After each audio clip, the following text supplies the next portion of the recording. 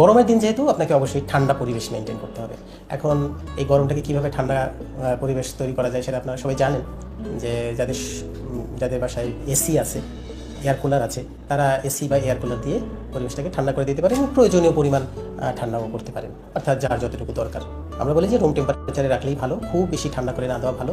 অনেক সময় এরকম হয় যে খুব বেশি ঠান্ডা করে তারপর আবার এসি বন্ধ করে গরম করা হচ্ছে। এই টেম্পারেচার আনস্টেবিলিটিটা না করা ভালো। একটা নির্দিষ্ট টেম্পারেচার রুম টেম্পারেচারে রেখে মোটামুটি একটা কুল পরিবেশ, অর্থাৎ খুব বেশি গরম না আবার খুব বেশি ঠান্ডাও না, এই ধরনের পরিবেশ মেনটেন করলেই কিন্তু সবচেয়ে ভালো। কারণ আমাদের শরীরটা কিন্তু এই ধরনের টেম্পারেচারেই বেশি পছন্দ করে, খুব বেশি ঠান্ডাও পছন্দ করে না, আবার খুব বেশি গরমও পছন্দ করে না। তো সেই জন্য আপনি যাদের এসি নাই তারা ফ্যান ব্যবহার করতে পারেন, অথবা তারপরে যদি কন্ট্রোল না হয় তাহলে আপনারা ওকে দিনে একবার দুবার যদি একটু গোসল করান বা স্নান করান, এবং ঘেমে গেলে বা করলে কিন্তু ঘামটা শুকানোর পরে ওকে গোসল করাই দিতে পারেন। গাটা বেশি গরম হয়ে গেলে গাটা একটু নর্মাল পানি দিয়ে বা একটু হালকা ঠান্ডা পানি দিয়ে গাটা মুছে দিতে পারেন, তাহলে ওর একটু ঠান্ডা কুল ভাব হবে এবং সেটাতে সে ও কমফোর্ট ফিল করবে।